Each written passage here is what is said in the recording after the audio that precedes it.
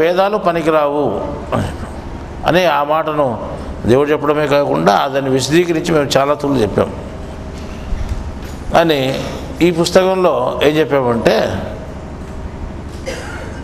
దేవుణ్ణి తెలుసుకోవాలంటే ఏమైనా కానీ ఎవరైనా కానీ భూమి మీద ఎంత గొప్పవాడు ఎంత జ్ఞానాన్ని కానీ మొట్టమొదట మాయను తెలుసుకోగలిగితేనే దేవుణ్ణి తెలుసుకునేందుకు చేతనవుతుంది, లేకపోతే దుస్సాధ్యము, ఎవరితోనూ కాదు. మాయను తెలియందే దేవుణ్ణి తెలిసేదని కాదు. ఎవరి ద్వారా దేవుని తెలియాలి అంటే మాయ ద్వారా తెలియాలి. ఎందుకు మాయ ద్వారా? ఇంతవరకు పనికిరాదు మాయ మిమ్మల్ని పక్కకు పంపిస్తుంది, దేవుని వైపు పంపేదు అని చెప్పి ఇప్పుడు మళ్ళా మాయ తెలిస్తేనే దేవుడు తెలుస్తాడని చెప్పడం ఏది విచిత్రము? మాయతో మనకు పని లేదు కదా, దేవునితో కదా మనకు పని అని కొందరు ప్రశ్నించవచ్చును. దానికి జవాబు ఏమంటే, తండ్రి ఎవరైనది తల్లికి మాత్రమే ఆ రహస్యం తెలుసు. ఇప్పుడు పురుషుని పాత్ర తండ్రిది, స్త్రీ పాత్ర ప్రకృతిది. ప్రకృతి పురుషులకు పుట్టినటువంటి వాళ్ళమే మనము. అంటే ప్రకృతి సర్వజీవరాశులకు తల్లిగా ఉంది, పరమాత్మ తండ్రిగా ఉన్నాడు అని మనం ఇంతకుముందు కూడా చెప్పుకున్నాము. భగవద్గీతలో కూడా ఆ మాటే ఉంది. అర్థమైందా? ప్రకృతి జనితములైనటువంటివే గుణములు. అంటే ప్రకృతి ఏ రకంగా ఉంది అంటే పంచభూతంగా ఉన్నా కానీ, అది పంచభూతాలుగానే శరీరాన్ని తయారు చేసి పెట్టినా కానీ, ఈ పంచభూతాలు అంటే ప్రకృతి వలన తయారైనటువంటివే గుణములు. అర్థమైందా? గుణములనే ఏమంటాం? మాయా అని అంటాం. ఇప్పుడు గుణములు ప్రతి మనిషి తలలోనూ గుణములు ఉన్నాయి, తలలోనే మాయ ఉంది. మాయ ఎట్లా ఉంది? గుణ రూపములో ఉంది, గుణాల రూపంలో మాయ ఉంది. ఈ గుణములు ఎక్కడి నుంచి పుట్టాయి? ప్రకృతి వలన పుట్టాయి. ప్రకృతే గుణములు అనుకోండి, ప్రకృతి జనితమైనటువంటి ప్రకృతే గుణములు. సరే, పరమాత్మ తన ధర్మాలు తెలియజేసే దాని కొరకు, అంటే దేవుడు కనిపించడు వినిపించడు ఏం తెలియదు అనమాట. ఆయన తన ధర్మాలు తనకే తెలుసు, ఎవరికీ తెలియవు. దేవుడి ధర్మాలు దేవునికే తెలుసు. దేవుడు ఇటువంటి వాడని ఎవరి ప్రపంచంలో ఎవరికీ తెలియదు. దేవుని విధానం దేవునికే తెలుసు, దేవుని తప్ప ఎవరికీ తెలియదు. అటువంటిప్పుడు దేవుని విధానం బయటికి చెప్పాలి అంటే, దేవుని ధర్మాలు బయటికి చెప్పాలి అంటే ఎవరు చెప్పాలి? దేవుడే చెప్పాలి. దేవుడు ప్రత్యక్షంగా వచ్చి మాట్లాడతాడా అంటే అట్లా మాట్లాడేవాడు కాదు. కాబట్టి ఆయన భగవంతుని రూపంలో వస్తాడు, దేవుడు భగవంతుడైతాడు. అర్థమైందా? సరే, దేవుడు భగవంతుడైతే ప్రకృతి ఏమవుతుంది? మాయ అవుతుంది. అంటే దేవునికి ఒక రూపం ఉంది, ప్రకృతి కూడా ఒక రూపం ఉంది. అంటే దేవుడు భగవంతుని రూపంలో ప్రత్యక్షంగా వస్తాడు, కానీ ప్రకృతి మాత్రం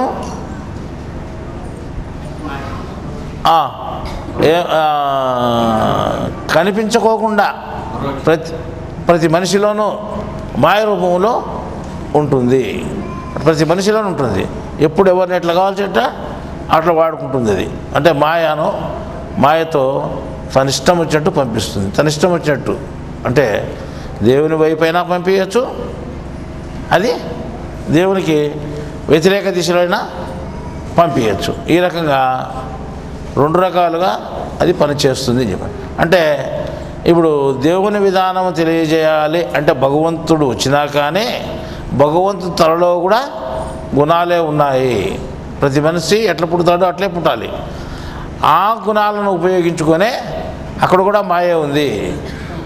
ఆ మాయ ఏం చేస్తుంది అంటే దేవుని వైపు పంపించేదానికి ప్రయత్నం చేస్తుంది. అర్థమైందా? భగవంతుని తలలో ఉండే మాయ ఏం చేస్తుంది? దేవుని వైపు పంపించేదానికి ప్రయత్నం చేస్తుంది. ఎవరు? మాయే, ప్రకృతే. అర్థమైందా? అదే ఇతరుల తలలో ఉండే మాయ ఏం చేస్తుంది అంటే దేవునికి దూరంగా పంపించడానికి కూడా ప్రయత్నం చేస్తుంది. సరే, ఏదైతే ఒకే మాయ రెండు రకాలుగా పని చేస్తూ ఉంది అని మనం అనుకుంటున్నాం. అంటే దేవుని వైపైనా పంపిస్తుంది, ఇంకో రకంగా పంపిస్తుంది. మళ్ళా ఇప్పుడు దేవుని వైపు పంపించేటువంటి మాయను మనము ఆశ్రయించాలి. దేవునికి దూరంగా పంపించే మాయను మనము ఆశ్రయించకూడదు. అంటే ఎవరు మిత్రులు ఎవరు శత్రులు, మాయ రెండు భాగాలుగా ఉంది అంటే దాన్ని ఏదో మనకు తెలిస్తే కానీ నువ్వు ఆశ్రయించేది, ఆశ్రయించుకోకుండా పోయేది తెలుస్తుంది. దేవుడిని ఎవ్వరూ ఆశ్రయించలేడు ఒక తూరిగా, ఎందుకంటే దేవుడు తెలియబడేవాడు కాదు. దేవుడు అంటే వెతకబడేవాడు. దేవుడు అంటే అర్థమేమి? జీవితం అంతా వెతకాల్సింది, ఎన్ని జన్మలైనా వెతకాల్సిందే, కానీ ఆయన దొరికేవాడు కాదు, కనిపించేవాడు. అది దేవుడు అంటే దేవులాడబడేవాడు దేవుడు, అర్థమైందా? మళ్ళీ అటువంటి వాడు మనకు తెలియనప్పుడు మనకు ఎట్లా తెలుస్తాడంటే ప్రకృతి వల్లనే తెలియాలి. ప్రకృతి నాకు భార్య వంటిది అని చెప్పలేదా భగవద్గీతలో? ప్రకృతి భార్య వంటిది, నేను ప్రకృతికి భర్తగా ఉన్నాను. మా ఇరువురికి పుట్టినటువంటి సంతానమే సర్వజీవరాశులు అని చెప్పాను. కదిలే జీవరాశి కానీ కదలినటువంటి జీవరాశి కానీ ఏ జీవరాశి అని కానీ ఎక్కడ పుట్టినా కానీ దానికి తల్లి ప్రకృతి, తండ్రి పరమాత్మ అని చెప్పాడు. ఇప్పుడు ఆ తల్లిదండ్రుల విషయానికి వస్తే ప్రకృతి వలనే మనం తండ్రిని తెలియాలి అంటే పరమాత్మను తెలియాలి. తల్లి వలనే తండ్రిని తెలిసేటువంటి పరిస్థితి ఉంది. తండ్రి ఎవరు అనేటువంటి రహస్యం ఎవరికి తెలుసు? తల్లికి మాత్రము తెలుసు. అందువల్ల ఇప్పుడు దేవుని విషయం కూడా మనం ఎవరు దేవుడు అనేటువంటి విషయం తెలియాలంటే, నిజమైన దేవుని మనం కనుక్కోవాలంటే, ఆయన దగ్గరికి మనం చేరాలి అంటే దానికి ఎవరు దారి చూపించాలి? ఎవరు చెప్పాలి? ఈయనే ఫలానా దేవుడని ప్రకృతే చెప్పాలి. అంటే తల్లి స్థానంలో ఎవరుంది? ఎవరున్నారు? ప్రకృతి ఉంది. తల్లి స్థానంలో ప్రకృతి ఉంది, తల్లే చెప్పాలి. ప్రకృతి తప్ప మీరు ఎవరు చెప్పడానికి వీలు లేదన్నమాట. సరే, ఇప్పుడు ప్రకృతిని మాయ అంటున్నాం మనం. మొదటి మాయ అని చెప్తున్నాం, ఇప్పుడు కూడా మాయ అని చెప్తున్నాం. కానీ ఈ మాయ ఎట్లా ఉంది అంటే నిన్ను దేవుని వైపు పంపించే మాయ, దేవుని వైపు పంపించుకోకుండా దూరం పంపించే మాయ. రెండు రకాలుగా ఉంది మాయ, రెండు రకాలుగా ఉంది. నువ్వు శ్రద్ధ కలిగి ఉంటే నిన్ను మాయ దేవుని వైపు పంపిస్తుంది. నువ్వు అశ్రద్ధ కలిగి ఉంటే నిన్ను దేవుని వైపు పంపించదు. నీ తండ్రిని నువ్వు తెలుసుకోవాలి అనే శ్రద్ధ ఉంటే, అంటే పరమాత్మను దేవుని గురించి నువ్వు తెలుసుకోవాలి అనేటువంటి ఎంత గాఢమైన శ్రద్ధ ఉంటే, ఆ శ్రద్ధ ఉన్నటువంటి వానికి మాత్రము వారి శ్రద్ధను బట్టి అటువంటి వాడిని దేవుని వైపు పంపించడానికి ప్రయత్నం చేస్తుంది, పంపించగలుగుతుంది. ఎవరు? మాయ అంటే ప్రకృతి. ప్రకృతి అది కూడా ప్రత్యక్షంగా మనతో మాట్లాడలేదు. ఏ రూపంలో ఉండదు? గుణరూపంలో ఉండి తలలో ఉండి మనల్ని ఇస్తుంది. నువ్వు జ్ఞానం తెలియాలి అంటే ఇంకో మనిషి ద్వారా తెలియాలి నీకు, అంతే కదా? ఇంకో మంచి భావం ద్వారా తెలియాలి. ఆ ఇంకో మనిషి ద్వారా అంటే అతనిలో ఉంటే ఎట్లా వస్తుంది? తలలో ఉంటే రావాలి. అది ఎక్కడి నుంచి రావాలి? గుణాల మధ్యలో ఉంటే రావాలి. ఆ గుణాలంటే మాయే కదా.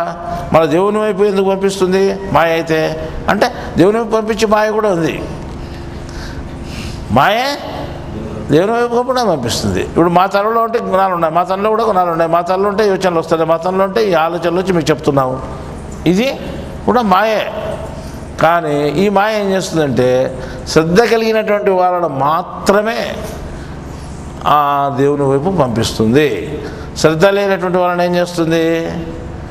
నీవు దేవుని వైపే పోతున్నావు అని నమ్మించి చాలా దూరం తీసి విడిచిపెడుతుంది. ఆ రకంగా చేస్తున్నమాట. అంటే దేవుని వైపు కాకుండా దూరం పోతున్నామని ఎవరికి తెలియదు. ప్రతి ఒక్కరికి మేము దేవుని వైపు పోతున్నాము అనేటువంటి భావమే ఉంటుంది. ఎందుకంటే ఆ భావాన్ని కలిగిస్తుంది మాయ అని దూరంగా తీసుకెళ్తుంటుంది. ఈ రకంగా మాయ రెండు రకాలుగా పనిచేస్తుంది అని ఆ పుస్తకంలో చెప్పడం జరిగింది. ఏ పుస్తకంలో? తల్లి తండ్రి అనే పుస్తకంలో. మీకు అంటే మీకు ప్రతి పుస్తకంలోనూ కొత్త సమాచారం కావాలి కాబట్టి ఆ కొత్త సమాచారాన్ని మీకు అందివ్వడం జరిగింది. అంటే అక్కడ ఒక ప్రశ్న వచ్చింది. ఏమని వచ్చిందంటే ఒక ఉతురు చెప్పేటప్పుడు మేము వాక్యం రాసేటప్పుడు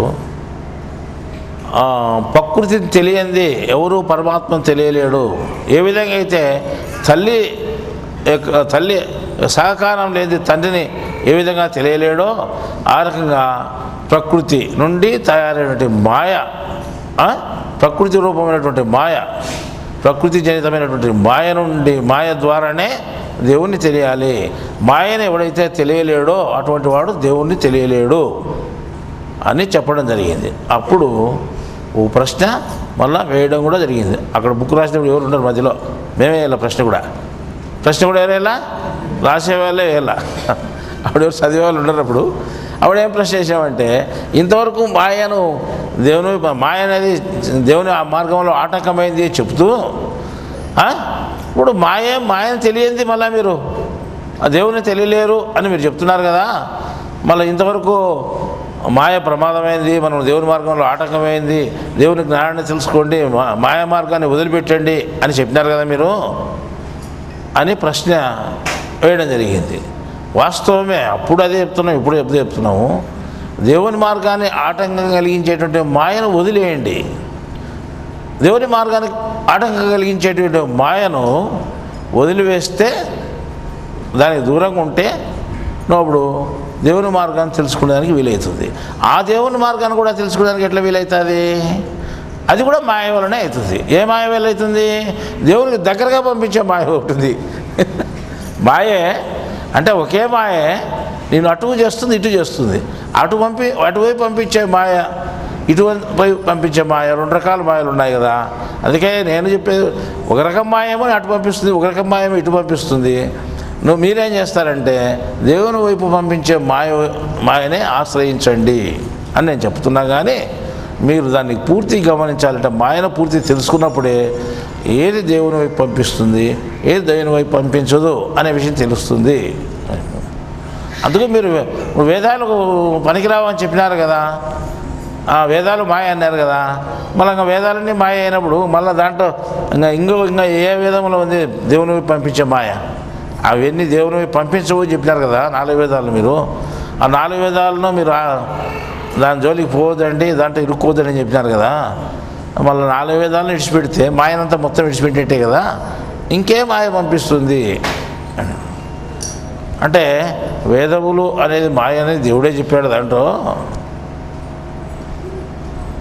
ఇప్పుడు ఈ వేదాల్లో ఏముంది అంటే గుణ విషయాలే ఉన్నాయని చెప్పాడు ఆయన. సరే, దాని ప్రకారము గుణ విషయాలు ఏవైతే ఉన్నాయో, ఏ మాయలో ఉన్నాయో అది నిన్ను ఆటంకపరుస్తుంది. అంటే ఏ మాయలో అయినా గుణ విషయాలే కదా ఉండేది అనే ప్రశ్న మళ్ళీ మనకు వస్తుంది. అంటే గుణ విషయాలే ఉన్నా కానీ అది గుణాలకు అతీతంగా తీసుకొని పోయేటువంటి విషయాలుగా ఉంటాయి. అంటే దేవుణ్ణి దగ్గరగా చేర్చేటువంటి విషయాలుగా ఉంటాయి. అందుకే పూర్వం నుంచి కొంతమంది అనేవాళ్ళు 4 వేదాలు ఒక రకమైతే ఐదో వేదం ప్రత్యేకమైంది అని. అంటే పంచమ వేదం అనేది కూడా ఒకటి ఉంది అని చెప్పేవాళ్ళు. పంచమ వేదం ఏమిటి అంటే కొంతమంది ఏమో భారతం అనేవాళ్ళు, కొంతమంది ఏమో భాగవతము అనేవాళ్ళు. దాన్ని పంచమ వేదంగా చెప్పుకునేవాళ్ళు. అంటే ఈ భారతమేమో ఇతిహాసము, చరిత్ర అవుతుంది, భాగవతమేమో 18 పురాణంలో ఒక పురాణం అవుతుంది. అది చరిత్ర అవుతుంది, ఇది పురాణం అవుతుంది.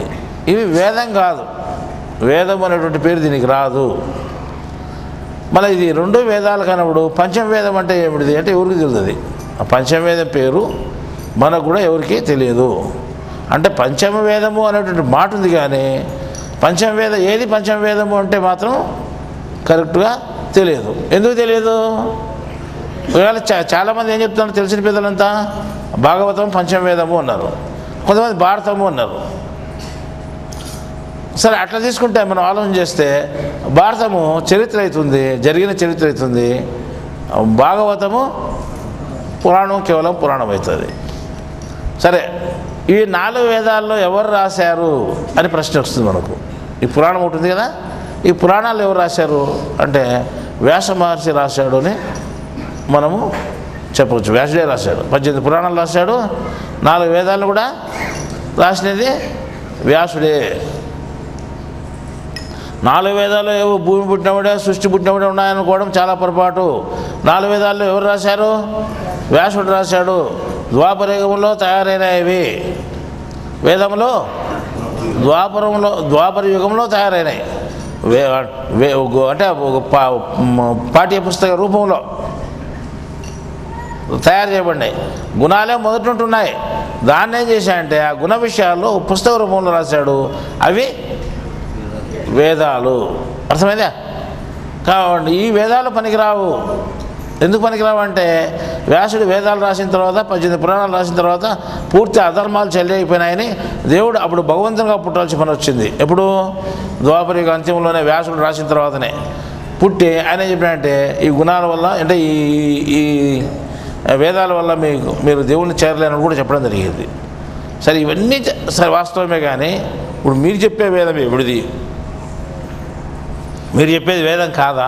మీరు కూడా అదే కదా చెప్తున్నారంటే పద్ధతి ప్రకారం మేము కూడా వేదమనే చెప్పాలా? పద్ధతి ప్రకారం మేము కూడా ప్రకృతి వల్లే దేవుడిని తెలుసుకోవాలని చెప్పాలా? పద్ధతి ప్రకారము తల్లి వల్లనే తండ్రి తెలుస్తాడని చెప్పాలా? తండ్రి వల్లే తల్లి తెలుస్తాడని తెలియజెప్పినప్పుడు సూత్రం అదైనప్పుడు ఏం చెప్పాలా? వేదాల వల్లే తెలుస్తాడని చెప్పాలా? అంటే మాయ వల్లే దేవుడు తెలుస్తాడు అని చెప్పాలా? మళ్ళీ మాయను వదలమంటారు, మళ్ళీ మాయ వల్ల తెలుస్తాడు, మాయను తెలుసుకోమంటారు అని అంటే నిజం. మాయను వదలమనేది కూడా నిజమే. 4 వేదాల రూపంలో ఉండే మాయను వదిలేసి ఒక్క వేదం రూపంలో ఉండేటువంటి అంటే దేవుని వైపు పంపించేటువంటి వేదం ఏదైతే ఉందో అది చూసుకోండి. అటువంటి వేదం ఏమైనా ఉంది అంటే అది మాకు కూడా తెలుసు. కానీ నిన్న మొన్న తెలిసిందంటే వీరబ్రహ్మం గారు తన కాలజ్ఞానంలో రాస్తూ కొన్ని విషయాలు రాశాడు. చెప్తున్నాయి కదా, ప్రబోధాశ్రమం ఉన్నతమైన జ్ఞానం కలది అని రాయడం జరిగింది. సరే ఆ రోజు మళ్ళీ ఆయనలో ఉండే ఆత్మశక్తి భవిష్యత్తులో ఉండేటువంటి విషయాలు ఎలా రాయించగలిగిందేమో కానీ అది ఈ మన ఆశ్రమం పేరే ఆయన ద్వారా రాయించబడింది.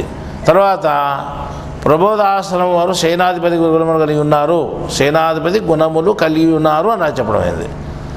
అంటే ఆ వాక్యం కూడా ఇది మళ్ళీ ప్రత్యేకించి చెప్పడం జరిగింది. సేనాధిపతి ఆనంద గురువుగా ఉన్నాడు, ఆది గురువుగా ఉన్నాడు అని చెప్పడం కూడా జరిగింది. సరే అక్కడ మళ్ళీ సేనాధిపతి ఏ రకంగా మారిపోయినాడు? ఆయన రాతలో ఆది గురువుగా ఉన్నాడు అని చెప్పడం జరిగింది.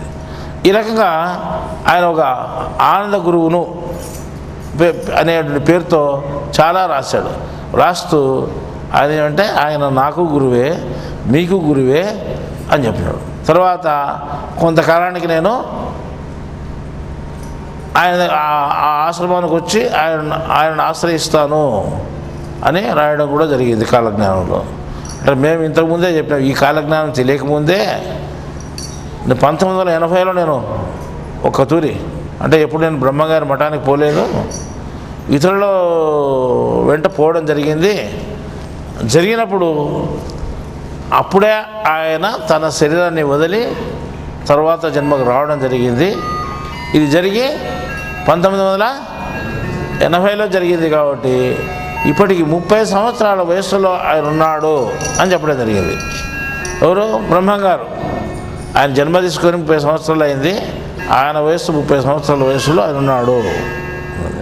ఆయన ఎప్పుడు వస్తాడేమో కానీ కొన్ని విషయాల్లో మేము తను తగ్గించుకున్నటువంటి వాడు హెచ్చింపబడును అనేటువంటి ఉద్దేశం ప్రకారము మేము అంటే జ్ఞానం చెప్పే వ్యక్తిగా 10 మందికి జ్ఞానాన్ని బోధించేటువంటి గురువుగా ఎక్కడ కనిపించకూడదు అనేటువంటిది మా పద్ధతి. అందువల్ల మేము ఎక్కడ ఎవరికి కనిపించము. జ్ఞానం చెప్పేటప్పుడు మాత్రమే కనిపిస్తాం ఇక్కడ, కానీ బయట ఎక్కడ ఆ రకంగా కనిపించకూడదు అనేదే నాకు ఇష్టంగా ఉండేది.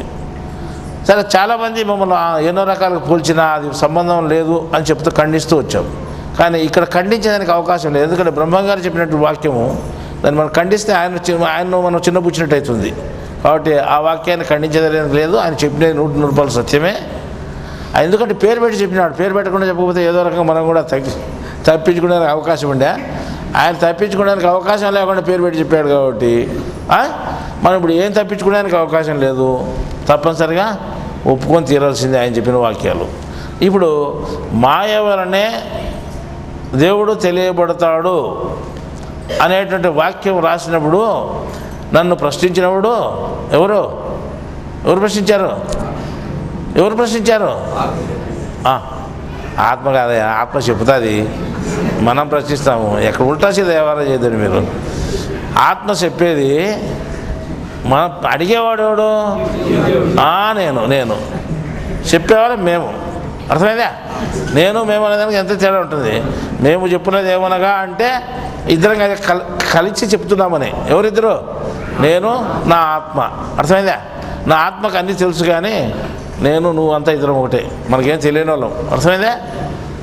ఆ రకంగా తెలియనటువంటి స్థితిలో ఉంటే జీవాత్మగా ఉన్న నేను ప్రశ్నిస్తే తెలిసినటువంటి స్థితిలో ఉండేటువంటి ఆత్మ అంటే ఎక్కడుంది? శరీరంలో ఉండే ఆత్మే మళ్ళీ దానికి జవాబు చెప్తుంది. అంటే ప్రశ్న రాసినవాడు ఒకడే, జవాబు చెప్పేవాడు ఒకడే. పైకి మాత్రం విభజించుకుంటే లోపల మాత్రం ఇద్దరున్నారు.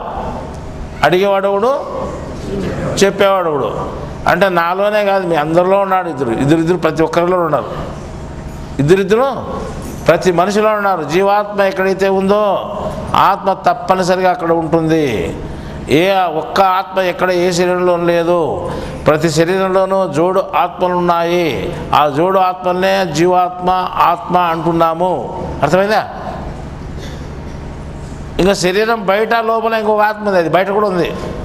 ఈ రెండు ఆత్మలు ఎక్కడ ఉన్నాయి? శరీరం లోపలనే ఉన్నాయి, శరీరం బయట లేవు. ఇప్పుడు మీ శరీరానికి మా శరీరానికి మధ్యలో శూన్యం ఉంది, కానీ అంటే ఈ మనం జీవాత్మ ఆత్మ లేవు. నీ శరీరంలో నీ జీవాత్మ, నా శరీరంలో నా జీవాత్మ, నా జీవాత్మను కానుకొని నా ఆత్మ, నీ జీవాత్మ అనుకొని నీ ఆత్మ ఉన్నాయి. అర్థమైందా? మళ్ళా అంటే నీ శరీరం లోపల, నీ శరీరం బయట ఇంకొక ఆత్మ ఉంది, అది మూడవ ఆత్మ, అదే దేవుడు, అదే పరమాత్మ. అంటే ఆత్మ కాకుండా ఉండేటువంటిది పరమాత్మ. ఆత్మ కూడా కాదు, అది దాన్ని పరమాత్మ అంటాం. అది అంతటా ఉంది. దాన్ని మనకు ఇప్పుడు అవసరం లేదు. ముందు ఇది తెలుసుకుంటే తర్వాత అది తెలియబడుతుంది. అందువల్ల దాన్ని చెప్పుకుంటే అవసరం లేదు. మనం రెండు ఆత్మల వరకే మనం చెప్పుకోవాల్సింది. జీవాత్మగా ఉన్నటువంటి నేను ప్రశ్నిస్తే ఆత్మగా ఉన్నటువంటి వాడు మళ్ళీ వెంటనే జవాబు చెప్పడం జరిగింది. ఏం చెప్పడం జరిగింది అంటే వేదముల వల్లనే తెలియబడుతుంది. ఏ వేదము? పంచమవేదం. అంతే, ఆ వేదం దానివల్ల తెలియబడుతుంది. మాయ వల్లే తెలియబడుతుంది. మాయ వల్ల తెలియబడుతుంది ఎవరు చెప్పారు నీకు? మాయ అనుకూలిస్తే కదా నువ్వు పోయేది. మాయ అనుకూలిస్తే నువ్వు దాన్ని దాటిపోగలవు. లేకపోతే నువ్వు ఎవ్వడు కూడా దాటిపోయేదానికి లేదు, దుస్సాధ్యము. ఎవరిని దాటిపోవాలి నువ్వు? మాయను దాటిపోవాలి. మాయ ఏ రూపంలో ఉంది? గుణాల రూపంలో ఉంది. 3 గుణాల రూపంలో ఉంది. అందువల్ల బ్రహ్మంగారు కూడా ఏం చెప్పాడంటే 3 కాలువలు దాటలేరన్నా అన్నాడు. అంటే 3 కాలువలు ఏంటివి? 3 గుణాలే 3 కాలువలు ఉన్నాయి. సాత్విక, రాజస, తామస అనేటువంటి 3 గుణభాగములు ఎట్లున్నాయి? ఇవి కాలువలుగా ఆయన పోల్చి చెప్పాడు. 3 కాలువలు దాటలేరన్నా ఇలా 3 జనులు 3 కాలువలు దాటలేరన్నారు. అంటే మూఢంగా ఉండేటువంటి వాళ్ళు, అజ్ఞానంలో ఉండేటువంటి వాళ్ళు ఈ 3 గుణాలను దాటలేరు, అంటే మాయను దాటలేరు అని చెప్పాడు. అర్థమైందా? ఈ గుణచక్రంలోనే ఇంకో చక్రం ఉంది. గుణచక్రంలోనే మొత్తం టోటల్ గుణచక్రం మీరు చూశారు కదా. మీ ముఖాల మీద పెట్టుకుంటే 4 చక్రాల్లో కింద చక్రం గుణచక్రం కదా. అది ఎన్ని భాగాలుగా ఉంది? 3 భాగాలుగా ఉంది. అర్థమైందా? ఈ 3 గుణాలు కలిసి 4 వేదాల్లో ఉన్నాయి. ఈ 3 గుణాల విషయాలే 4 వేదాల్లోనూ ఉన్నాయి. అర్థమైందా? ఈ గుణచక్రం ఎన్ని భాగాలుగా ఉంది? ఈ గుణచక్రం ఎన్ని భాగాలుగా ఉంది? 4 భాగాలుగా ఉంది. 4 భాగాలుగా ఉంది, 3 భాగాలుగా లేదు. 3 భాగాలుగా కాదు. గుణచక్రము టోటలు 4 భాగాలుగా ఉంది. నిమలిపించంలో కూడా అదే ఉంది, 4 భాగాలే. ప్రతి ఒక్కరికి తెలుసు. మళ్ళీ అనుమానం పడుతున్నారేమో ఇది కొత్త మాటేనే అనుపడుతున్నారు. మధ్యలో ఒకటి ఉంది, మధ్య ఒక భాగం, 4వ భాగం, అది కూడా మాయకు సంబంధించింది. అది అంటే అంటే గుణచక్రం అంతా ఏమవుతుంది? మాయ ఆవరించింది. ఇప్పుడు ఇక్కడ 3 గుణాల్లో ఆవరించినటువంటి మాయ ఏమవుతుంది? దేవుని వైపు పంపుకోకుండా నిలబెట్టేటువంటి మాయ నిన్ను అజ్ఞానం వైపు పంపించి జన్మలకు పంపిస్తుంది. కానీ ఈ 3 భాగాలు దాటిన తర్వాత సెంటర్లో ఉండేటువంటి భాగం ఒకటి ఉంది. అదేమవుతుంది? అదంటే కూడా ఒక గుణం ఉంది. ఏం గుణం ఉంది? నిన్ను దేవుని వైపు పంపించే గుణం ఉంది దానికి. అర్థమైందా? ఈ 4 వేదాల సారాంశము ఈ 3 గుణాల్లో ఉంటే 5వ వేద సారాంశం వచ్చి నాలుగో భాగంలో ఉంది. అర్థమైందా? ఇప్పుడు ఈ గుణచక్రం ఎన్ని భాగాలుగా ఉందంటే ఏమని జవాబు చెప్పాలి? 4 భాగాలుగా ఉందని జవాబు చెప్పాలి. పొరపాటుగా 3 అంటే మీరు పప్పులో కాలేసినట్టే. పప్పులో కాదు, ఉప్పులో కూడా కాలేసినట్టే, అన్నిట్లో కాలేసినట్టే మీరు. కాబట్టి అంటే బాగా ఎంచుకొని చూసినా కానీ 4 భాగాలు ఉన్నాయి. ఈ 4 భాగాలను లో 3 భాగాలు దేవునికి వ్యతిరేక దిశలో నడుపుతాయి, ఒక భాగము అనుకూల దిశలో నడుపుతుంది. అంటే ఎవరిని? జీవాత్మను. జీవాత్మ ఎక్కడున్నాడు? గుణచక్రంలో ఉన్నాడు. ఈ 3 భాగాల్లో ఉండేటువంటి జీవాత్మ ఎటువైపు పోతాడు? దేవునికి దూరం అయిపోతాడు. ఈ 3 గుణాలను దాటి మధ్యలోకి పోయినటువంటి జీవాత్మ, మధ్య భాగంలో ఉన్నటువంటి జీవాత్మ ఎటువైపు పోతాడు? దేవునికి దగ్గర అయిపోతాడు. ఇవంతా గుణచక్రంలో జరిగే తతంగమే. కాబట్టి వేదాల్లో తతంగమే, మాయలో తతంగమే ఇదంతా. అంతే కదా? ఇక్కడ మాయింది, ఎక్కడ మాయింది. అర్థమే? గుణచక్రం అంతా మాయ ఆవహించి ఉంది అని చెప్పాం మనం, చెప్పలేదా? చెప్పాం, మీకు జ్ఞాపకం ఉందో లేదో. గుణచక్రం అంతా మాయ ఆవహించి ఉన్నప్పుడు ఏ మాయ ఎక్కడ పంపుతుంది అంటే 3 గుణాల్లో ఉండే మాయ ఇటువైపు పంపుతుంది, 3 గుణాలకు అవసరం ఉండే మాయ అటువైపు పంపుతుంది. ఇది మీరు డివైడ్ చేసుకోకపోతే కష్టము. ఈ 3 గుణాల్లో ఉండేటువంటి దాన్ని మనం ఏం చెప్తున్నామంటే 4 వేదాల సారాంశంగా చెప్తున్నాము. 4వ భాగంలో ఉండేదాన్ని ఏం చెప్తున్నాము అంటే 5వ వేదం సారాంశంగా చెప్తున్నాము. ఆ 5వ వేదం అనేది భూమి మీద ఎవరికి తెలియదు అని చెప్పారు. ఎవరు చెప్పారు? బ్రహ్మంగారు. ఏం చెప్పారు? భూమి మీద ఎవరికీ తెలియదు. అది ఏది? 5 అంటే మర్చిపోయినాం. అంటే ఎప్పుడో ఒకరు ఉంది అంటే అది ఎప్పుడో ఒకరు తెలిసి ఉంటుంది, కానీ అది తెలియకుండా పోయింది. అదేంటో ఆయన కాలజ్ఞానంలో ఆ మాట రాస్తాడు. సాంద్ర సింధు వేదం భూమి మీద లేదు, భూమి మీద లేదంట మొత్తం టోటల్గా. సాంద్ర సింధు వేదము 5వ వేదం ఏది? నాకు కూడా తెలియదు, కొత్తగా తెలిసింది. ఇది మీరు నేర్చుకుంటే ఒక 4-5 ఎత్తులు అనుకుంటే వస్తుంది. ఏమిటిది? సాంద్ర సింధు వేదము అంట. ఇది భూమి మీద లేదు అని చెప్పినాడు. దాన్ని సాంద్ర సింధు వేదమునకు కర్త ఎవరు? ఆనంద గురువు అన్నాడు ఆయన. మళ్ళీ ఆనంద గురువు పెట్టాడు. సాంద్ర సింధు వేదమునకు కర్త ఆనంద గురువు. సాంద్ర సింధు వేదం భూమి మీద లేదు, ఆయనే కర్త, అదేం లేదు, ఎట్టుంది కథ. తర్వాత దాన్ని సమగ్రముగా చెప్పువాడు ఆనంద గురువే. దాన్ని సమగ్రంగా చెప్పేవాడు, సంపూర్ణంగా చెప్పాడు ఎవరు? ఆనంద గురువే చెప్పాలని చెప్పాడు. ఇప్పుడు అదంతా ఏం చేశాడంటే అటు తిరిగి ఇటు తిరిగి అంటే ఒక వేదం ఉందని చెప్పాడు ఆయన.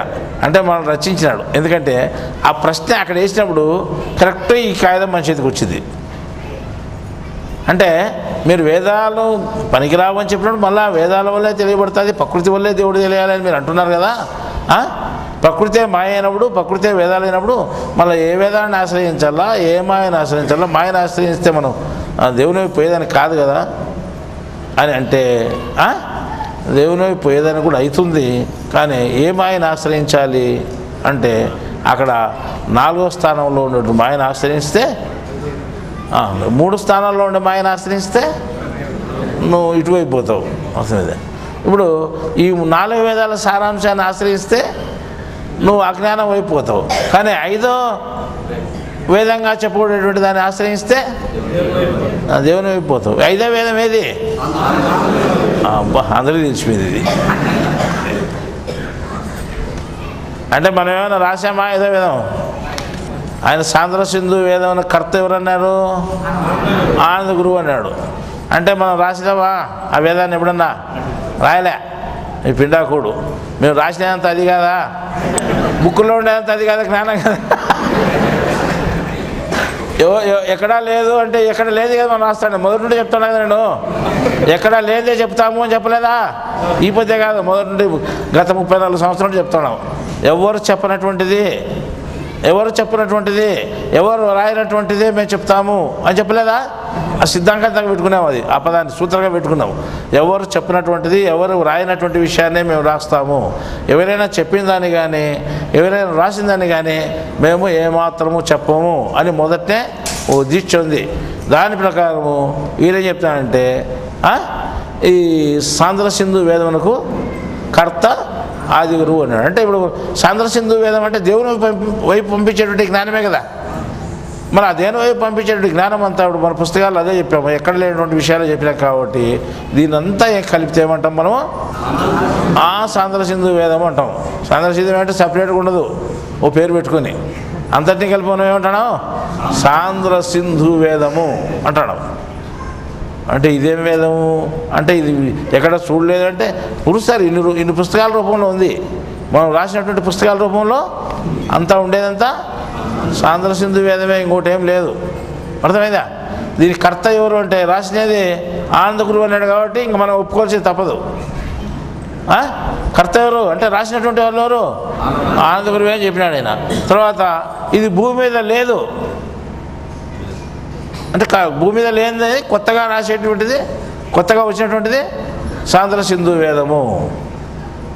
తర్వాత దీన్ని సమగ్రముగా చెప్పువారు అని చెప్పాడు. సమగ్రంగా పూర్తి చెప్పేవాళ్ళు. సరే అంతా ఏమిడిదో మనల్ని మనం పొగుడుకుందాము అని మనం చెప్తాం అనుకున్నాం. ఇదంతా మనల్ని మనం పొగుడుకున్నట్టే. కానీ మనం పొగుడుకున్నట్టే కాకుండా దానికి ఒక ఆధారము, పద్ధతి అంటూ ఉంటుంది అన్నమాట. ఎందుకంటే సాంద్ర సింధు వేదములో ఏముంటుంది అంటే సకల జనులు ఆచరించేటువంటి పద్ధతి ఉంటుంది. అదే విషయమే నేను చెప్పాడంటే సాంద్ర సింధు వేద మార్గము చొప్పున సకలమైన వారు నడిచేరయ్యా అన్నాడు. సాంద్ర సింధు వేద మార్గమున అంటే సాంద్ర సింధు వేదం అంటే ఏదైతే చెప్పిందో, ఏ విధానం అయితే చెప్పిందో ఆ విధానం సకల జనులు నడుస్తుంది, సకల జనులు ఆచరించవచ్చు, సకల జనులకు ఆమోదయోగ్యమైంది, అందరికీ పనికి వచ్చేటువంటిది. సకల జనులు అంటే ఎవరు? అన్ని మతాలు. అక్కడ మనం తప్పనిసరిగా ఎవరైనా ఒప్పుకొని తెలాల్సిందే. ఒకే ఒక సాంద్ర సింధు వేదం యొక్క జ్ఞానము అయితేనే అన్ని మతాలకు సరిపోతుంది, ఇంకేది సరిపోదు, ఏది సరిపోదు. కాబట్టి అది సకల జనులకు పనికొచ్చేటువంటిది. కాబట్టి అది ఇప్పుడు మనం ప్రత్యక్షంగా అమలు జరుగుతూ ఉంది. అందరూ అంటే అన్ని మతాల వారు దాన్ని ఆశ్రయిస్తున్నారు, అన్ని మతాల వారు దాన్ని ఆ మార్గంలో నడిచేందుకు ప్రయత్నం చేస్తున్నారు. కాబట్టి అది మనం సాంద్ర సింధు వేదము వాస్తవంగా అందరికీ పనికొచ్చేది అని మనం చెప్తున్నాం. ఇంకా ఏం చెప్తానంటే ఇప్పుడు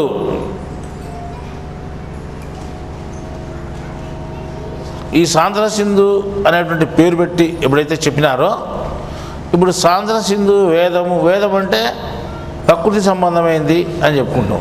అంటే ప్రకృతి సంబంధం నుంచే మనం దేవుని తెలుసుకోవాలి. ఇప్పుడు ప్రకృతి సంబంధమైనది గుణచక్రం. ఈ గుణచక్రం ఉంటే మనం తెలుసుకోవాలి దేవుణ్ణి. గుణచక్రంలో ఏ భాగం నుంచి మనం తెలుసుకోగలుగుతాము అని అంటే 3 భాగాలు ప్లస్ 1 భాగము, 4 భాగాలు ఉన్నాయి. ఆ 4 భాగంలో మధ్యలో ఉండే భాగము సాంద్ర సింధు వేదం యొక్క సారాంశం అందులో ఉంది.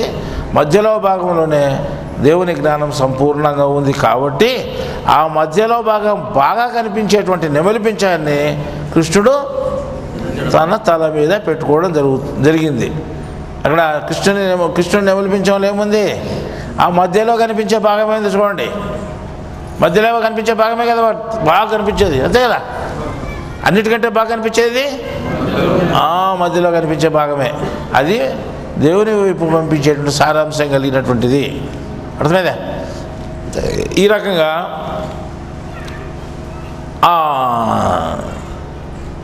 సాంద్ర సింధు అనే పేరుతో దాన్ని మనం చెప్పుకున్నాం.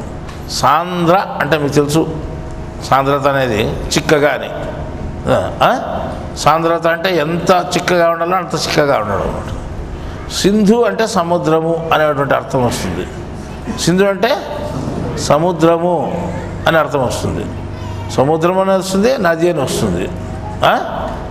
సముద్రము నది అనే 2 అర్థాలు వస్తాయి.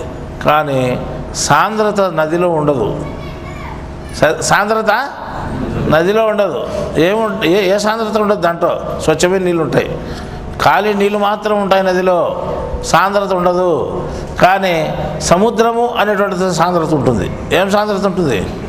ఉప్పు సాంద్రత ఎక్కువ ఉంటుంది. అంటే ఏదో సాంద్రత ఉంటుంది దాంట్లో. సాంద్రత అంటే బాగా కలిసి ఉండేటువంటిది. అంటే దాంట్లో ఉప్పు సాంద్రత ఎక్కువ ఉంటుంది అనమాట. అంటే సాంద్రత కలిగినటువంటిది సముద్రము. అర్థమైందా? సాంద్రత కలిగినటువంటిది సముద్రము. అర్థమైందా? సాంద్రత కలిగిన సముద్రాన్ని మనము ఏ రకంగా చెప్పుకున్నాము? పరమాత్మగా చెప్పుకున్నాము. అర్థమైందా? మీరు చదివిన పుస్తకంలో శిలువ దేవుడా అనేటువంటి పుస్తకంలో ఇదే చదివినారు. పరమాత్మ సముద్రంగా పోల్చి చెప్పడం జరిగింది. అర్థమైందా? పరమాత్మ నుంచి వచ్చిన బిందువులు అంటే మామూలు వర్ష బిందువులన్నీ నదులైనా కానీ అవి నదులే అని చెప్పబడింది. దాంట్లో ఏ సాంద్రత ఉండదు అని చెప్పబడింది. కేవలం నీళ్ళే. నీటికున్న ధర్మమే నది నీటికి ఉన్నా కానీ సముద్రం నీటికి ఉన్నా కానీ ఒకే ధర్మం ఉన్నా కానీ అది సాంద్రత ఉన్నటువంటిది, ఇది సాంద్రత లేనటువంటిది. అర్థమైందా? సాంద్ర సింధు వేదం అంటే స్వచ్ఛమైన పరమాత్మను తెలియజేసేటువంటిది. అర్థమైందా? సముద్రాన్ని తెలియజేసేటువంటిది. సముద్రం అంటే ఇది పరమాత్మగా మనం చెప్పుకున్నాం, ముందే చెప్పుకున్నాం. ఈ వాక్యం రాకముందే చెప్పుకున్నాం మనం. కరెక్ట్ ఆ వాక్యం కూడా దానికే సరిపోయింది. ఇప్పుడు అంటే సముద్రము అంటే పూర్తి వ్యాపించి ఉండేటువంటిది, అంతటా వ్యాపించి ఉంటుంది.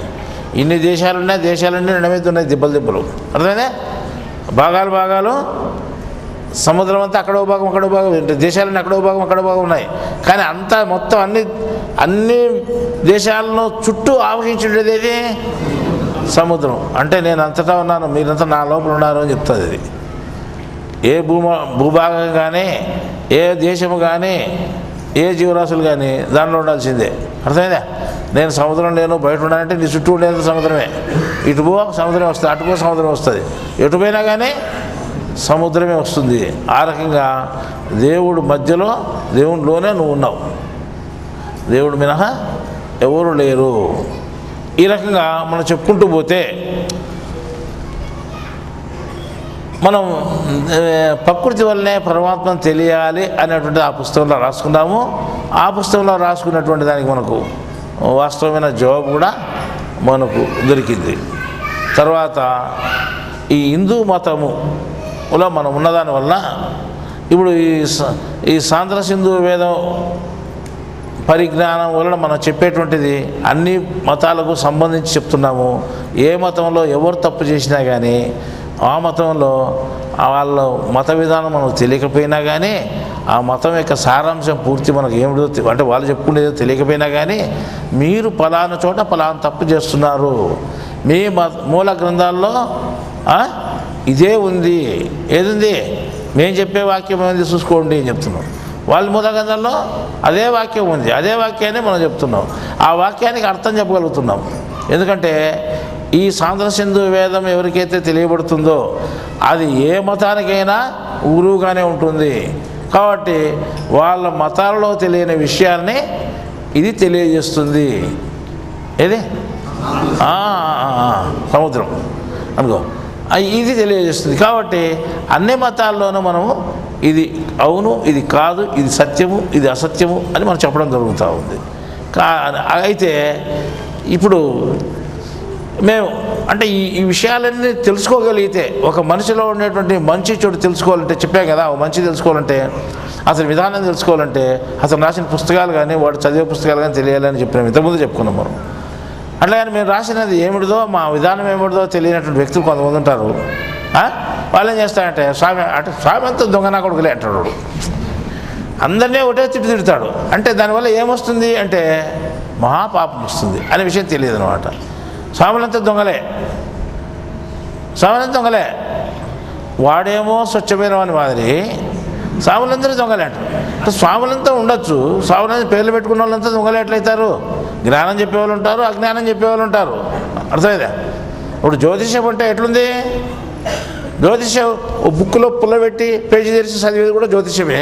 వాడేం చెప్పడు, నీతో పుల్లబెట్టించాడు పెట్టి అంటాడు, చదివితే దాంట్లో చదువుతాడు, అంతే కదా. ఓ చిలక తీసుకొచ్చి ఇచ్చే దాంట్లో ఏముంటే అసలు చెప్పేది జ్యోతిష్యుడే. గవ్వలే చెప్పేది జ్యోతిష్యమే, గది చెప్పేది జ్యోతిష్యమే. ఇంకా రకరకాల జ్యోతిష్యాలు ఉన్నాయి. లాస్ట్కు పంచాంగం చూసి చెప్పేది జ్యోతిష్యమే, లేకపోతే గుడ్డిగా చెప్పేది కూడా జ్యోతిష్యమే. రకరకాల జ్యోతిష్యాలు ఏ రకంగా ఉన్నాయో అంత జ్యోతిష్యం కాదు. ఏదో ఒకటే స్వచ్ఛమైన జ్యోతిష్యం ఉంటుంది పద్ధతి ప్రకారం, శాస్త్ర పద్ధతి ప్రకారం. కానీ అన్నీ అశాస్త్రీయ పద్ధతిలో చెప్పేటివే ఆ రకంగానే దేశంలో జ్ఞానం కూడా ఎంతోమంది స్వాములు కూడా జ్ఞానం అని పేరు పెట్టుకొని వాళ్ళ భుక్తి కోసము ఏదో పని చేసే వాళ్ళు ఉండొచ్చు. అటువంటి వాళ్ళు కొంతమంది ఉంటే అందరినీ అదే కోవలో ఉండేవాళ్ళుగా చెప్పుకోవడం తప్పు. ఆ రకంగా చెప్పుకుంటే ఏమవుతుంది అంటే భరించలేని పాపం వస్తుంది. ఒక పని చేస్తే కనిపించే ఫలితం వస్తుంది. మీరు ఉద్యోగం చేస్తున్నారు, లేదా పని చేస్తే ఏదైనా దానికి ఆదాయం వస్తుంది, కనిపించే ఆదాయం. కానీ కనిపించినటువంటి ఆదాయం కూడా ఒకటి ఉంది. అది పాపమో లేక పుణ్యమో ఏదో ఒకటి ఉంటుంది. ఇప్పుడు మనం ఒక మాట మాట్లాడినా, ఒక పని చేసినా కానీ అది ఏమవుతుందంటే అటు పాపానికో ఇటు పుణ్యానికో దారితీస్తుంది. కనిపించినటువంటిది సంపాదించి పెడుతుంది నీకు. ఇప్పుడు మేము ఏ విధానంలో ఉన్నామని తెలియనప్పుడు తెలుసుకోవడానికి ప్రయత్నం చేసి అది మంచి విధానం అయితే దూషించినా పర్వాలేదు, చెడు విధానం అయితే దూషించినా పర్వాలేదు, మంచి విధానం అయితే దూషిస్తే ఏమవుతుంది అంటే దానివల్ల భయంకరమైన పాపం వస్తుంది. సరే, మేము హిందూ మతంలో ఉన్నాం కాబట్టి మేము అన్ని మతాలకు సమానంగా చెప్తున్నాం. అన్ని మతాల దేవుణ్ణి ఒకే దేవునిగా చూస్తున్నాం. అదే విషయమే మనం కూడా చెప్పాం. మా విధానం అది అయి ఉన్నప్పుడు దాన్ని గ్రహించుకోలేటువంటి వ్యక్తులు ఇతని హిందువు అని ఇతర మతస్థులు ఏం చేస్తారంటే ఏదో విషయంలో కక్ష సాధింపు చర్యగా, వాళ్ళు వ్యతిరేక చర్యగా చూస్తారన్నమాట. అంటే మమ్మల్ని ఎట్లా ఇబ్బంది పెట్టాలని చూస్తారు. ఆ రకంగా చూసేవాళ్ళు కూడా ఉన్నారు. ఇతర మతస్థులు అంటే ఇతర మతస్థులు వాళ్ళ మతద్వేషం వల్ల చూస్తారు అనేది కొంత సత్యమైనా కానీ హిందూ మతంలోనే మాకంటే ఇతను తెలిసినటువంటి వాడా అని అసూయతో చూసేవాళ్ళు కొంతమంది ఉన్నారు. కొంతమంది లేదా ఏమీ తెలియని అజ్ఞానం ఉన్నారనుకో, వాడేమనుకుంటా అంటే ఎంత మోసం వాళ్ళే అనేటువంటి ఉద్దేశంతో వాడు మాట్లాడి ఏదో ఒకటి ఇబ్బంది పెట్టాలని చూస్తాడు అనమాట. ఈ రకంగా ఇప్పుడు మేము ఇంత పెద్ద జ్ఞానాన్ని చెప్తూ ఉన్నా కానీ అంత పెద్ద బ్రహ్మంగారే తన కాలజ్ఞానంలో గొప్పగా వాళ్ళు చిత్రించి వ్రాసుకున్నా కానీ దీన్ని ఏమాత్రము గ్రహించుకోకుండా ఎటు తిరిగి ఆ చిన్న చూపు చూస్తూ హేళనగా మాట్లాడేదో లేదా ఇబ్బంది పెట్టేదో చేయాలనే ప్రయత్నం చేస్తే అది ఏమవుతుంది అంటే వారికే నష్టము. అప్పటికేం కాదు, అప్పుడు ఏం మాట్లాడినా సరిపోతుంది, అది పాపం మూట కట్టుకుంటాం. తర్వాత ఏమవుతుంది, అది అనుభవించేటప్పుడు నేను ఏం పాపం చేసినానో అనుకుంటాడు. అది జ్ఞాపకం ఉండదు కదా ఏం చేసినది. అనుభవించేటప్పుడు తెలుస్తుంది అనమాట. నేను చెప్తున్నాను, ప్రతి మంది ఒక మనిషి ఒక రోగం వచ్చి బాధపడుతున్నాడు, లేకపోతే ఇంకోటి వచ్చి ఏదో ఒకటి బాధ కలిగింది, వానికి భయంకరమైన కర్మ వచ్చింది, ఏదో ఒకటి వచ్చి బాధపడుతుంటే తప్పు లేదు, శిక్ష పడదు. మీరు ఏదో తప్పు చేసి ఉన్నారు కాబట్టి మీకు శిక్ష పడింది. ఇప్పటికైనా కానీ అది ఏ తప్పు చేసినా మీకు తెలియదు కాబట్టి ఇటువంటి తప్పులు చేయకుండా జాగ్రత్త పడండి. జ్ఞానం తెలుసుకోండి. జ్ఞానాన్ని తెలుసుకొని జ్ఞానానికి విలువేయండి. జ్ఞానానికి విలువిస్తే జ్ఞానం తెలిసిన వాళ్ళు కూడా మీరు విలువిస్తారు. మీరు జ్ఞానమే తెలియనప్పుడు, అజ్ఞానంలో ఉన్నప్పుడు జ్ఞానం అనేటువంటి ఏ మనిషి దగ్గర జ్ఞానం ఉంది మీకు తెలుస్తుంది. అప్పుడు జ్ఞానం కూడా మీరు హేళనగా మాట్లాడడం జరుగుతుంది. జ్ఞానే కాదు, దేవుని కూడా మాట్లాడతారు. అదే కృష్ణుడు వచ్చినప్పుడు ఆయన కూడా ఎగతాళిగా మాట్లాడారు, హేళనగా మాట్లాడారు. అందువల్ల ఒక శ్లోకం చెప్పిన ఆయన ఏం చెప్పినాడంటే అవజానంతి మా మూఢ అంటాడు. నన్ను మూఢులు అవమానిస్తున్నారు. అవజానంతి మా మూఢ మానుషీం తనుమాశ్రితం, నా శరీరం ధరించినట్టు అంటే మానవ శరీరం ధరించినటువంటి మనిషి శరీరం ధరించినటువంటి నన్ను చూసి, మానుషీం తనుమాశ్రితం అంటే మానవ శరీరం ధరించి నన్ను చూసి అవజానంతి మూఢ, నన్ను మూఢులు అవమానిస్తున్నారు. వాస్తవమే అది. ఎందుకంటే వాళ్ళకే మామూలు మనిషే కదా ఎదుర్కొనేవాడు. వాడు ఎవడో లోపల ఉండేవాడు ఎవడంతే ఏందే అది తెలుసు కదా దానికి. వాడు నా మాదిరే, నీ మాదిరే, పైకి ఉండేది ఎంత నీ ముక్కు మగం అంతా నీ మాదిరే, లోపల ఉండేవాడు ఎంత ఉండేవాడు తెలుసు కదా. కానీ అంత పెద్దవాడు వచ్చి భూమి మీద పుడితే నన్ను కూడా నరశరీరం ధరించి నన్ను చూసి కూడా వీళ్ళు నన్ను అవమానం చేస్తున్నారు. పరంభావం అజానంతో మమభూత మహేశ్వరం, నేను ఈ జీవరాశులకంతా పెద్దను, ఈశ్వరుణ్ణి, అధిపతిని. దేవుణ్ణి అని తెలియక, నా మహత్యాన్ని తెలియక, నా గొప్పగాత్రాన్ని వీళ్ళు మూడులు ఏమాత్రం తెలియక అవజానంతి అంటే ఈ అవమానం చేస్తున్నారు. అంటే ఆ రకంగా దేవుడే భూమి మీదకి వచ్చినా కానీ వాడు ముక్కు మొగముడే మన మాదిరి మనిషే కదా, వాడు ఒంటికి వస్తాడు దొడిగిపోతున్నాడు కదా అని లెక్కేసుకొని మాట్లాడితే ఏమవుతుంది? దానివల్ల భయంకర పాపమే వస్తుంది, సన్న పాపం కాదు. ఆ అనుభవించేప్పుడు తెలుస్తుంది ఎంత పాపం ఎంత బరువు అందిని. అంతవరకు ఎవరికి తెలుదు, సంపాదించుకునేది ఎవరికి తెలుదు, అనుభవించేప్పుడు తెలుస్తుంది అన్నమాట. కానీ ఈరోజు మేము ఇంత పెద్ద గొప్ప జ్ఞానాన్ని చెప్తున్నాం, బాగా మేము కూడా ధైర్యంగా చెప్తున్నాం, ఇది భూమి మీద లేనిది అని మేము చాలాసార్లు చెప్పినాం. మీరు అదృష్టవంతులు ఈ జ్ఞానాన్ని వినేదని. ఇంత పెద్ద పేరు పొందినటువంటి స్వామీజీలు అంత ఉన్నారు, వాళ్ళకి తెలియనటువంటి జ్ఞానం మేము ఎందుకు చెప్తున్నామంటే గొప్పే కదా. గుండె మీద చేయి ధైర్యంగా పెట్టుకొని చెప్తున్నాము. ఎందుకు? ఎవరికి తెలియని జ్ఞానాన్ని మేము చెప్తున్నామని మొదటి నుంచి చెప్తున్నాం. ఎవరికి తెలియని చెప్తున్నాము, ఎవరికి తెలియంది ఎవరు రాయింది నేను రాస్తున్నాను. ఏ పుస్తకం రాసుకో, ప్రత్యేకంగా ఉంటుంది. ఎక్కడా దాని ఇంతకుముందు ఎక్కడ చెప్పి ఉండబడదు. మరి అటువంటి గొప్ప జ్ఞానం చెప్పేటప్పుడు అంటే మళ్ళీ ఇంత పెద్ద స్వామీజీలందరికీ తెలియని జ్ఞానాన్ని చెప్పేవాడు మీరు ఎంత గొప్పగా చూసుకోవాలి అంటే తెలిసిన వాళ్ళు చూసుకుంటున్నారు. ఆ జ్ఞానం విన్నవాళ్ళు జ్ఞానం గొప్పది అని అనుకునే వాళ్ళు చూస్తున్నారు. ఏమాత్రం తెలియనటువంటి వాళ్ళు ఏం చేస్తారు? ఏదో ఒకటి ఇబ్బంది పెట్టాలి. ఈ ఊరిలో ఎవడోవాడు నిన్న మొన్న ఉద్యోగానికి ఒకటి ఎక్కినాడు, ఏదో ఆఫీసర్గా. వాడు కరెంట్ దాంట్లో ఉద్యోగానికి నేను పీడించవచ్చు వాళ్ళను. ఈ దేశంలో ఇంతమంది దొంగ కరెంటు కలుస్తుంటే వాళ్ళని ఎవరు పట్టించుకోలేదు.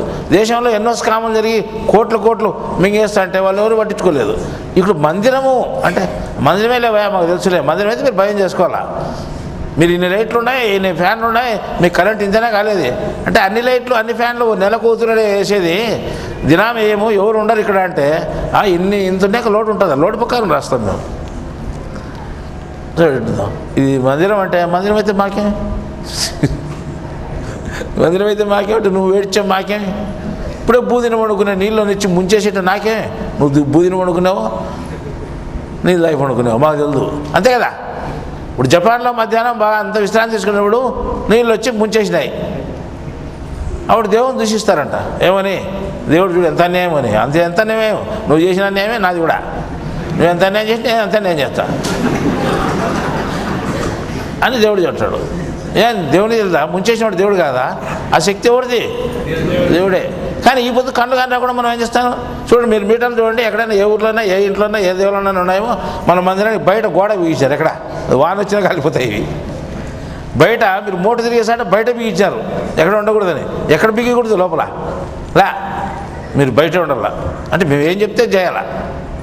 అధికారం కొంతే, నీ అధికారం నీ హోదా నీ పలుకుబడి కొంతకాలమే, శరీరం కూడా నీ మాట మీద రోజు జాగ్రత్త అని చెప్పినాం మనం.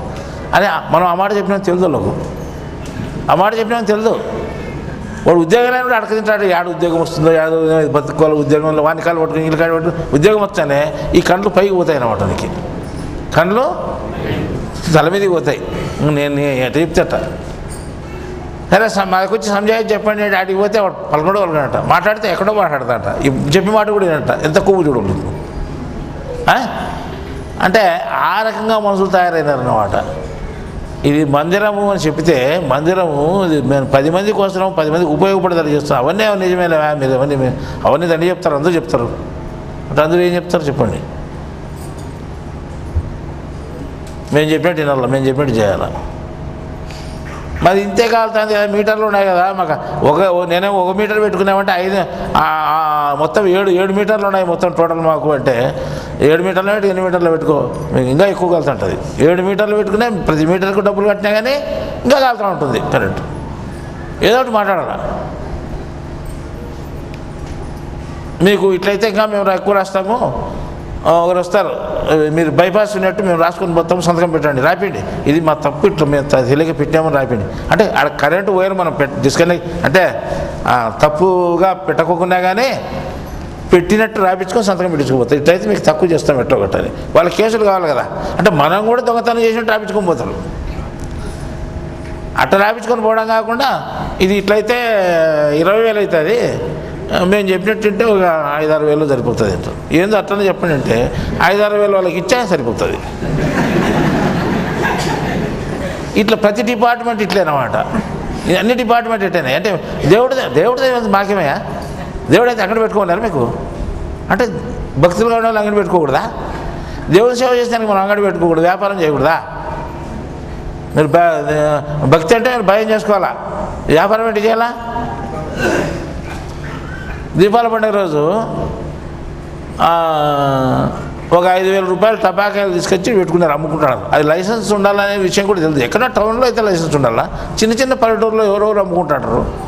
వ్యాపారం అదని పెట్టుకుంటే దాని వచ్చి అదే పనికి వచ్చారు ఎవరు పోలీసు వాళ్ళు వచ్చి దాని అంతా మొత్తం దాంట్లో జీబులోకి వేసుకొని పోయారు. జీబులో వేసుకొని పోయి మళ్ళీ వాళ్ళు సగం మింగేసి ఇదండి ఈ సంచులకి ఆ సంచులకి ఈ సంచులకి వేసుకొని మీరు కేసు పెడతాం, అది పెడతాం, ఇది పెడతాం, అంత అవుతుంది ఇంత అవుతుంది అని దాంట్లో 5,000 రూపాయలు పెంచుకుని 5,000 రూపాయలు అయితే దాంట్లో మళ్ళీ సగం తీసుకొని 2,000 రూపాయలు వెనక్కిచ్చి 5,000 రూపాయలు మళ్ళీ లంచం తీసుకున్నాను. 5,000 లంచం తీసుకుంటే ఏమేం చేసుకోవచ్చు డబ్బులు ఇస్తే. లేకపోతే ఏందయ్యా మందిరం దగ్గర కూడా ఇదే పాదమే, మీరు ఏడైనా లంచాలి అసలు దేవుడి దైవం అంటే అవన్నీ అనుకుంటే ఎట్టయితుంది మాకు అంటే బయట అంటే ఎట్టన్నా చేయొచ్చు, దేవుని దగ్గర కూడా ఇదే పని అంటే అవన్నీ ఎట్ట అనుకుంటే కాదులే, అవన్నీ అట్లాంటివన్నీ అనుకుంటే కాదు. అంటే ఏమని చూడుందో మా పని మేము, మా మోసం మాది, దేవుని దగ్గర మోసం చేస్తాం. అవన్నీ అనుకుంటే ఎట్టయితుంది అంటే దేవుని దగ్గర మోసం చేస్తాం అని ఎక్కడ ఉన్నాం. ఈ రకంగా ఈరోజు సమాజంలో ప్రతి డిపార్ట్మెంటు ఆ రకంగా మారిపోయింది. చిన్న ఉద్యోగస్తుడు, పెద్ద ఉద్యోగస్తుడు ఏం లేదు, వాడు నాకు ఏదో బతికేదానికి ఆధారం ఉంది అంతే, దేవుడులా దైవంలా. ఉన్నట్టుండి చెవుల రక్తం కారింది అనుకో, అది ఏమైందో ఏమో తెలియదు. ఉన్నటువంటి చెవుల రక్తం కనుక ఆసుపత్రికి పోతాం. ఆసుపత్రి అయితే ఇది 50,000 ఖర్చు అవుతుంది, ఇప్పుడు స్కాన్ చేయాలి, అది చేయాలి, ఇది చేయాలంటే చెవు కదా మెదురుకు దగ్గరగా ఉంది, లోపలికి పోయింది, మెదురులోకి పోయింది అంటే అప్పుడు పెట్టి 50,000 ఖర్చు పెడతాడు. 50,000 పెడితే వాడు 50,000తో విడిచిపెట్టాడు, దొరికినాడని సుమారుగా 2-3 50,000 ఇస్తాడు, 2 లక్షలు 3 లక్షలు చేసి పంపించాడు. ఈ చెవుల స్ట్రింగ్ కారకపోతే ఏమయ్యేది? అది మిగిలేటివన్నీ చెవుల స్ట్రింగ్ కాదు, ఎట కారిందో తెలియదు అంతే కదా. ఎవరికైనా పలాంటి రకంగా దూరంగా వస్తాయని తెలిసినా చెప్పండి, ఏదో రకంగా వస్తే ఏ రకంగా పోతాయి. అట్లా దేవుడు ఏ రకంగా శిక్ష చేస్తాడు, ఏ రకంగా మనం పోగొట్టుకుంటాము. మనం దేవుని దగ్గర తోక తిప్పకూడదని దేవుడు అట్లాంటి దేవుడు చూడు అనుకుంటే కాదులే మాకు. అంటే నువ్వు ఎవరి వల్ల బతున్నావు, అసలు ఎవరి వల్ల శ్వాస తీసుకుంటున్నావు, నువ్వు ఎవరి వల్ల నువ్వు చిన్న బతకగలుగుతున్నావు శరీరంలో, దేవుని వల్లే. కానీ దేవుణ్ణే లెక్క పెట్టుకోకుండా మాట్లాడే పరిస్థితి మానవుడు తయారైనాడు ఈ రోజుల్లో. అటువంటి పరిస్థితి మంచిది కాదు. నువ్వు ఎంత గొప్పవాడైనా వాడు దేవుడు సృష్టించింటే వాడు పుట్టాడు, వాడు దేవుడు ఏం చేసినా కానీ అది చేయించుకోవచ్చు పని వస్తుంది. ఏం శిక్ష విధించినా కానీ ఆ శిక్షను నువ్వు అనుభవించుకుంటే తప్పించుకునేది వీల్లేదు. అటువంటి శిక్షలనే చూస్తున్నాము. భయంకరమైన సునామీలు వస్తున్నాయి, భయంకరమైన తుఫాన్లు వస్తున్నాయి, అన్నీ భయంకరమైన వస్తాయి. దాన్ని ఎవరు కాదని లేరు. ఆ రోజు మాత్రం ఎవరు రక్షించేవాళ్ళు ఉండరు. అసలు నిన్ను, నీ బిడ్డను, నీ తల్లిదండ్రులు కూడా ఆ రోజు ఒక్కరికొకరు దిక్కు తెలియకుండా దిక్కులు కోరు దిశ కోరు పోయేసాన్ని పోల్చుకొని వస్తుంది. కండ్ల ముదిరే తల్లి, తల్లి ముదిరే బిడ్డ, బిడ్డ ముదిరే తండ్రి. ఈ రకంగా అందరూ చిత్రహింసలు పాలయ్యేటువంటి పరిస్థితులు వస్తాయి. దేవుని నిందిస్తే ఏమీ ప్రయోజనం లేదు. నువ్వు చేసుకున్న పాపమే నిన్ను వెంటాడి చంపుతా ఉంది అని దేవుడు తెలియజేస్తున్నాడు. అది జ్ఞానంలో ఉండే పద్ధతి, కర్మలో ఉండే పద్ధతి. కానీ ఇప్పుడుంటే ఏ మనిషి అయినా కానీ నాకు ఒక అధికారం ఉంది అని ఆ అధికారమే నేను అధికారంతో నేను ఎంతైనా చెలాయిస్తాను అనుకుంటే నీ అధికారం ఎంత ఉంటుంది? కొన్ని రోజులే. ఈ అధికారం కొన్ని రోజులే ఉంటుంది. తర్వాత నువ్వు ఇంకొక అధికార చేతిలో ఉన్నావు, ఇంకొక అధికార చేతిలో ఆడుతున్నావు. నీ ఇష్టం వచ్చినట్టు ఆడేంతవరకు చూస్తాడు, నీ ఇష్టం వచ్చినట్టు ఎందుకు తెలియని. తర్వాత తన ఇష్టం వచ్చినట్టు తను చేస్తాడు. తీసుకుపోయి మళ్ళీ ఆయన దక్షిణాఫ్రికాలో పుట్టించాను అనుకో, కట్టుకునేదానికి అంగి కూడా ఉండదు. లాస్ట్కు దక్షిణాఫ్రికాలో పుడితే అంత రకంగా బీద దేశంలో పుట్టించాడనుకో, అక్కడ అనిపించాల్సి ఉండి దండిగుంటాయి అని మృగాల మధ్యలో బతకాల్సి పని వస్తుంది. ఏ మృగం పట్టుకునే కానీ యాడికి చించి తినేస్తుంది ఎక్కడికక్కడ. అంత భయంకరంగా ఉంటాయి. అట్లా ఏ దేశంలోనే పుట్టవచ్చు, ఏ సమాజంలోనే పుట్టవచ్చు, ఎక్కడ ఏ చిత్రహింసల పాలన కావచ్చు నువ్వు. కాబట్టి ప్రతి మనిషి జాగ్రత్తగా దేవుని విషయంలో మాత్రం జాగ్రత్తగా ఉండండి. దేవుడైతే మాకేం అనేవాళ్ళు ఉన్నారు. దేవుడు అనేది అద్దుపద్దు లేకుండా, దేవుడు అనేటువంటి విధానం కూడా, దేవుడిని భయం కూడా లేకుండా పోతే ఎట్లా అంటే, దేవుడు వాని అడ్రస్ ఏంది అని అడుగుతాడు. అడిగితే దేవుడు వాని అడ్రస్ ఏంది అంట. ఆయన అనుకుంటే నీ అడ్రస్ ఉంటుందా? నీ అడ్రస్ ముందు నీకు తెలుసునా? దేవుడు వాని అడ్రస్ ఏంటి అంటే, వాని అడ్రస్ కదా, నీ అడ్రస్ నీకు తెలుసునా? నీ అడ్రస్ నీకు తెలుసు. దేవుని అడ్రస్ తెలుసుకుంటే మనిషా? ఈ రకంగా మాట్లాడే వాళ్ళు ఉన్నారు. ఈ రకంగా పాపం మూట కట్టుకునే దానికి ప్రయత్నం చేస్తున్నాడు తప్ప దాన్ని దించుకునే దానికి ప్రయత్నం ఎవడు చేయలేదు. అందువల్ల దేవుడే వచ్చినా అతన్ని కూడా అవమానం చేసేటువంటి వ్యక్తులు ఉన్నారు. అటువంటి వ్యక్తులు ఏం చేస్తున్నారంటే ఈరోజు మమ్మల్ని కూడా అనేక రకాల ఇబ్బందులు పెడుతున్నారు. అటువంటి ఇబ్బందులు పాలు చేస్తే ఏమవుతుంది అంటే, కొన్ని అంటే మిగతా గ్రహాలు దగ్గర నుండి చూసినాయంటే మిమ్మల్ని మాత్రమే అప్పుడే ఎంటాడి చంపేస్తారు మిమ్మల్ని. లేకపోతే కర్మ మూట కట్టుకొని మళ్ళా జనంలో మీరు భయంకరమైన పాపం అనుభవించేది వాస్తవమే. కాబట్టి ఎక్కడ మనం తోక తిప్పినా కానీ జ్ఞానం వద్ద, దేవుని వద్ద తోక తిప్పకూడదు, అహంకారంగా ప్రవర్తించకూడదు, నేననే భావంతో, నేను గొప్ప అనే భావంతో ఎదుటి జ్ఞానంలో చిన్నతనంగా చూడకూడదు. ఆ రకంగా చూస్తే భయంకరమైన పాపం వస్తుంది అని చివరిగా చెప్తూ ఈ సమావేశాన్ని ఇంతటితో ముగిస్తున్నాము.